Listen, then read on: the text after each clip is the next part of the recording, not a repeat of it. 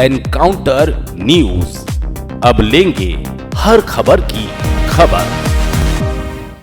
इंदौर जिला प्रशासन ने कलेक्टर आशीष सिंह के निर्देश पर एक महत्वपूर्ण पहल की शुरुआत की है। इस पहल के तहत आर्थिक रूप से कमजोर और निम्न आय वर्ग के नागरिकों को घर खरीदने का सुनहरा अवसर प्रदान किया जा रहा है। इसी के अंतर्गत शनिवार से लाल बाग में 2 दिवसीय विशाल आवास मेले का आयोजन किया गया है। इस मेले में ग्रामीण क्षेत्रों में विकसित की जा रही लगभग 150 कॉलोनियों में EWS और LIG के लिए आरक्षित 5000 से अधिक भूखंडों और फ्लैटों की बिक्री की जाएगी। लालबाग में आयोजित इस आवास मेले का मुख्य उद्देश्य उन नागरिकों तक पहुंच बनाना है जो अपनी आर्थिक स्थिति के कारण अब तक घर खरीदने का सपना पूरा नहीं कर पाए हैं। मेले में शामिल होने वाले लोगों को बेहतर विकल्प और सुविधाएं प्रदान की जा रही है। जिला प्रशासन ने यह सुनिश्चित किया है कि प्लॉट और फ्लैट खरीदने वालों को आसान किस्तों में भुगतान की सुविधा दी जाए। इसके साथ ही मेले में मौजूद विभिन्न सरकारी योजनाओं के तहत नागरिकों को आवास चयन करने का भी अवसर दिया जा रहा है। 2 दिवसीय मेले में विभिन्न सरकारी एजेंसियां और डेवलपर्स ने अपने प्रोजेक्ट्स प्रदर्शित किए हैं। यहाँ आने वाले लोग अपनी पसंद और बजट के अनुसार भूखंडों और फ्लैटों के चयन कर सकते हैं। साथ ही प्रशासन की यह पहल ग्रामीण इलाकों में रियल एस्टेट के विकास को भी प्रोत्साहित करेगी। जिला प्रशासन का मानना है कि इस आवास मेले में न केवल आवासहीन नागरिकों को घर मिल पाएंगे बल्कि समाज के आर्थिक रूप से कमजोर वर्ग को सशक्त करने में भी मदद मिलेगी। लालबाग में आयोजित यह मेला शनिवार और रविवार 21 व 22 दिसंबर को सुबह 10 बजे से शाम 6 बजे तक जनता के लिए खुला रहेगा। जिला प्रशासन ने अपील की है कि जो लोग अपना घर खरीदने की योजना बना रहे हैं वे इस अवसर का लाभ अवश्य उठाएं। आवास मेले में आने वालों के लिए सूचना केंद्र और हेल्प डेस्क भी लगाए गए हैं जहां उन्हें विस्तृत जानकारी दी जा रही है। यह आवास मेला न केवल नागरिकों को घर का सपना साकार करने में मदद करेगा बल्कि इंदौर को एक प्रगतिशील और समृद्ध जिले के रूप में स्थापित करने में भी सहायक होगा। इंदौर से एनकाउंटर न्यूज की रिपोर्ट। सर, आज से 2 दिवसीय मेला शुरू हुआ है। कलेक्टर साहब भी इसके अंदर शामिल हुए हैं। कितने क्या स्टॉल लगे हैं, क्या है? देखिए, सबसे पहले तो जिला प्रशासन को हम क्रेडाई और नरेटको की ओर से धन्यवाद देंगे कि जो आज ये जिला प्रशासन ने मेला आयोजित किया है। इसमें लगभग 150 स्टॉल्स अलग अलग कॉलोनाइजर्स बिल्डर्स के लगे हुए हैं और गरीब तबके के लिए जो EWS LIG के प्लॉट्स होते हैं वो आज पूरी पारदर्शिता के साथ यहाँ पे बुकिंग की जा रही है। और आज इसका जो ओपनिंग था वो सुबह 10 बजे था, लेकिन 9 बजे से यहाँ इतना रश है तो सक्सेसफुल तरीके से आज ये पूरा आवास मेला आज दिख रहा हमको कि इसमें काफी कुछ प्रशासन को जो चाहता था कि गरीब तबके को प्लॉट मिले, फ्लैट मिले, सस्ते दरों पर मिले, वो यहाँ हो रहा है। कितने बिल्डर्स और इसके अंदर जो मैंने बताया अभी लगभग 150 बिल्डर्स जो हैं जो कि यहाँ पे भाग ले रहे हैं, हिस्सा ले रहे हैं। क्या गाइडलाइन रखी है आपने इसके अंदर? गाइडलाइन ऐसा है कि जो जिला प्रशासन द्वारा निर्धारित है, मध्य प्रदेश शासन की जो निर्धारित गाइडलाइन है कि मध्य प्रदेश का मूल निवासी होना चाहिए EWS LIG के लिए, उसकी इनकम 3 लाख और 6 लाख से कम होना चाहिए। उस तरीके से जो उसका पहला मकान, पहला जो परचेसिंग होना चाहिए, वो सारी गाइडलाइन को फॉलो करते हुए यहाँ बुकिंग की जा रही है।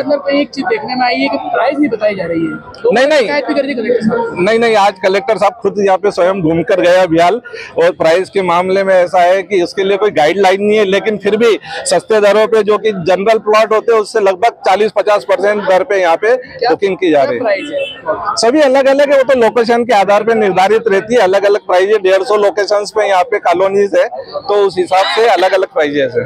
अब पहली बार जनता की देखिए, एक EWS आवास मेले की पहल यहाँ पर करी गई है और जैसा कि राज्य शासन की माननीय मुख्यमंत्री जी की मंशा है कि गरीबों को उचित मूल्य पर घर के लिए फ्लैट या फिर जो प्लॉट हैं वो दिलवाए जाएं, उसी कड़ी में ये प्रयास किया गया है।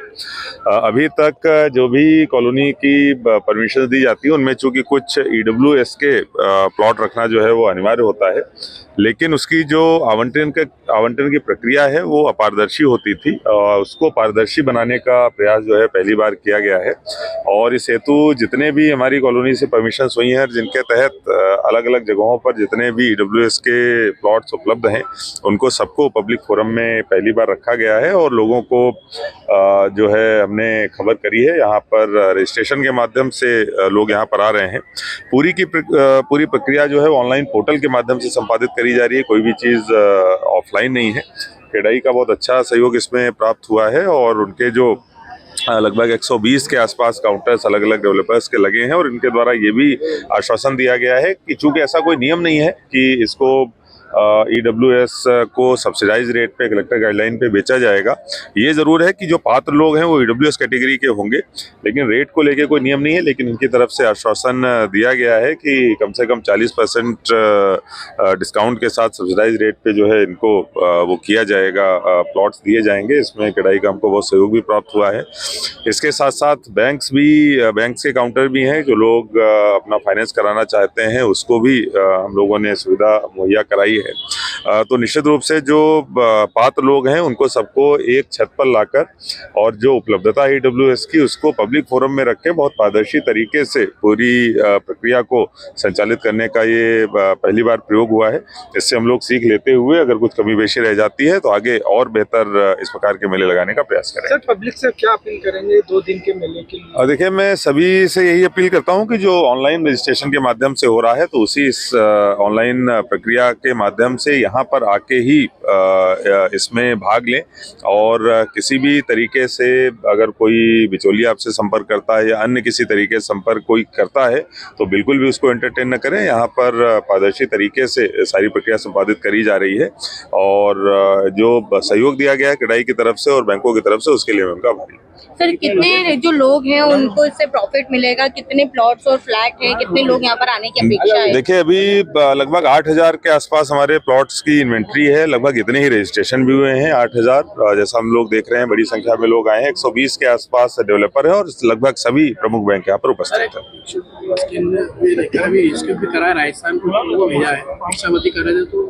देखिए, इंदौर को पूरी तरीके से देश का पहला भिक्षुक मुक्त शहर बनाने के लिए हम लोग लगातार प्रयासरत हैं और इस दिशा में जो हमारे प्रयास हैं वो बहुत ही सिस्टमेटिक तरीके से किए जा रहे हैं। जितने भी ऐसे लोग लगे हैं इस कार्य में, हम लोग उनको आइडेंटिफिकेशन कर रहे हैं, उनको प्रॉपर रेस्क्यू करा रहे हैं, उनको रोजगार से जोड़ रहे हैं।